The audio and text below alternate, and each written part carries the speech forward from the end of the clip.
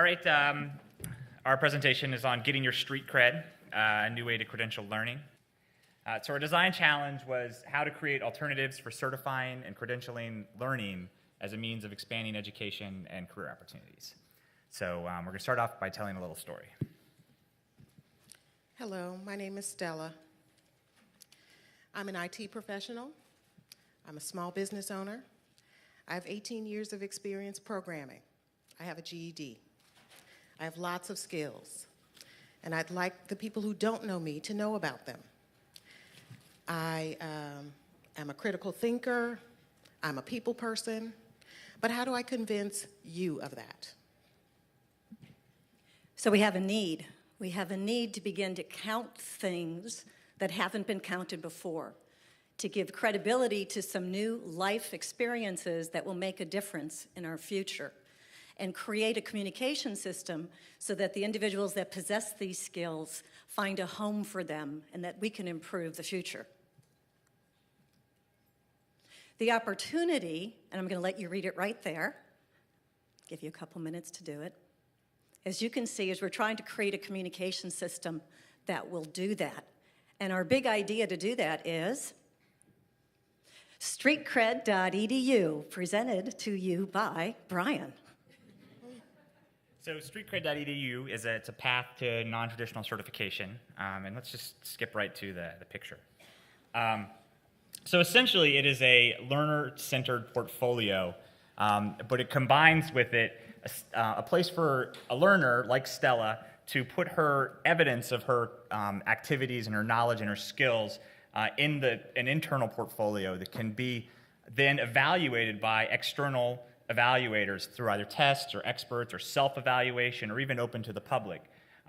Through that, people would develop sort of organic certifications and methods within that evaluation process. They could also share the internal portfolio with mentors who can offer coaching, support, and knowledge, and maybe even recommend other credentialing.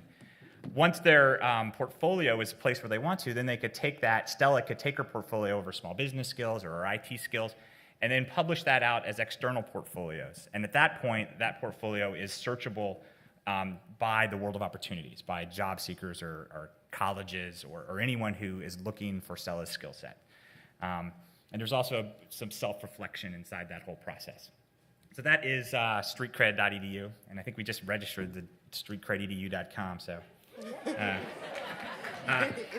the innovation in this is to combine the following platforms. This is supposed to just roll out, but it's not. There's the e-portfolio aspect to it. I put the slowest possible animation on this.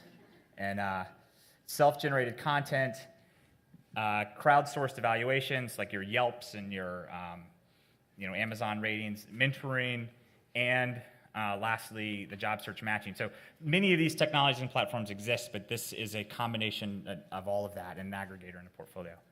And yes, there you go. That's it.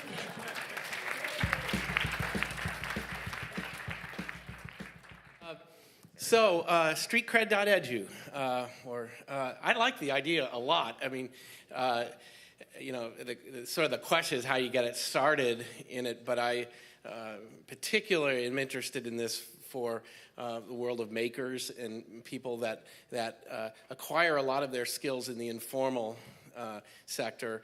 And your example with Stella is a really good one. A lot of programmers are self-taught, and they don't go to computer science departments and get a degree. They pick it up because they have a love of games or they have a love of something else. But but yet, they do sometimes come up against job hurdles because there isn't a formal way of assessing that.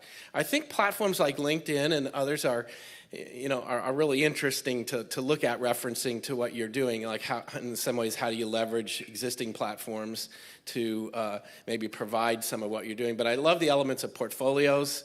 You're in control of what's there and when you share it. It sort of gets around what I think is a kind of a noxious problem in the education system of portfolio systems that are controlled by, either the school bureaucracy or by, companies.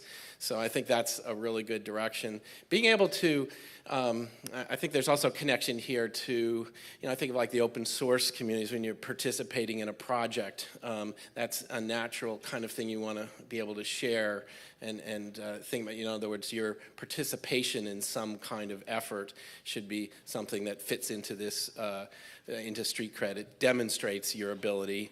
And so, I mean, this is just initial thoughts, but this is a really interesting problem. We were actually talking about this very issue about how do you somehow give credit or whatever the term you want for learning outside of a formal education space. And so, and people who know me know, like, my greatest fantasy in the world is that people could just learn anywhere, collect knowledge and skills anywhere, and then ultimately it would equal something. You would be able to say, and therefore I am experienced in and I know how to do. One of the things that I really loved about this model was I actually loved your description of searchable by the world of opportunities. What? I'm totally using that. It was a great way to describe the world of work. Usually we're so formal about thinking it has to be a specific job, it has to be a specific employer, and it gets away from that notion that I think we heard a couple of speakers talk about, entrepreneurship. So just being able to expose people to a much broader audience and thinking about it as opportunities, I love that. And Dale stole most of what I wanted to say. The other thing that I thought was really great was even just the name, not just because I'm wearing my Sesame Street jacket.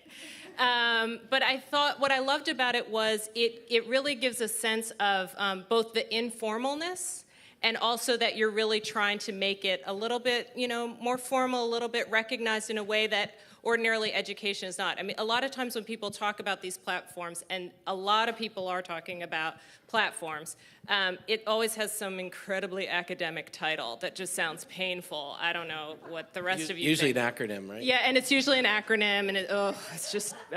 So really happy that you I was just reminded that we were going to name it Pimp My Portfolio, but that was taken.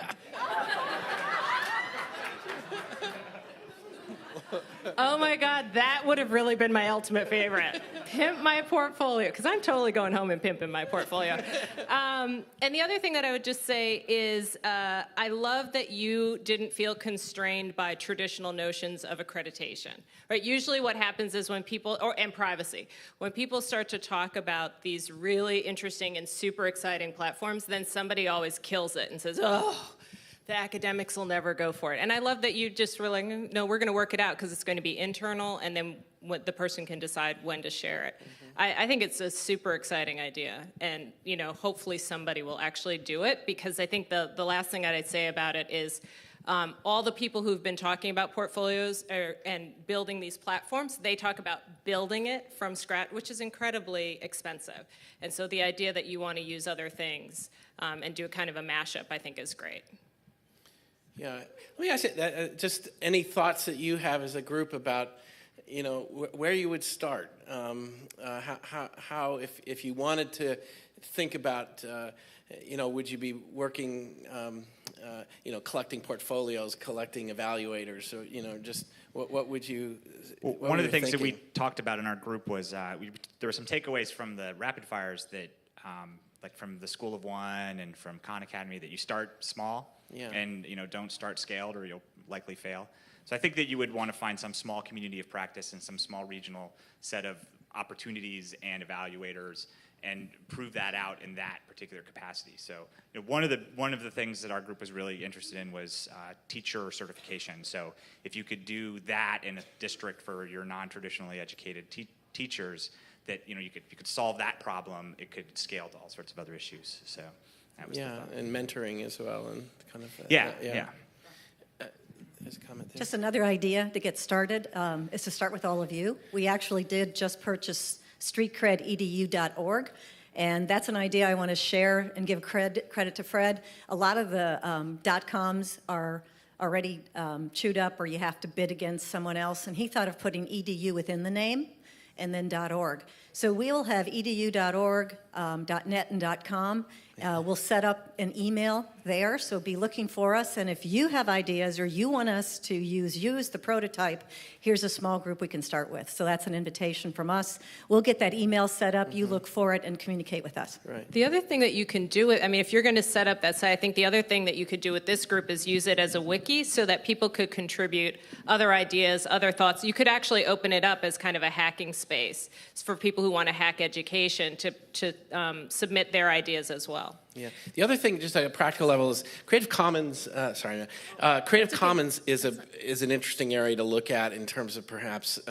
I think they're thinking a little bit about the cloud and storage of user private data, and there might be some infrastructure there that you could build on when you think about storing the portfolios and other information. And you could probably learn from mint.com too, right? Because all your financial stuff is there and they somehow protect it. Okay, we're going. No. I just wanted to add, so your cards on your table, so how you can contribute. You're giving great ideas being generated. Write them down so we can share them on the and share I think that just a final thought is just the data itself is kind of interesting to model out. Like getting lots of data. So you're just taking Stella as an example. How would you, what would you be saying about Stella? How would she profile herself in terms of those segments, and to look at that, and how, whether it's link based or what's the structure of that data?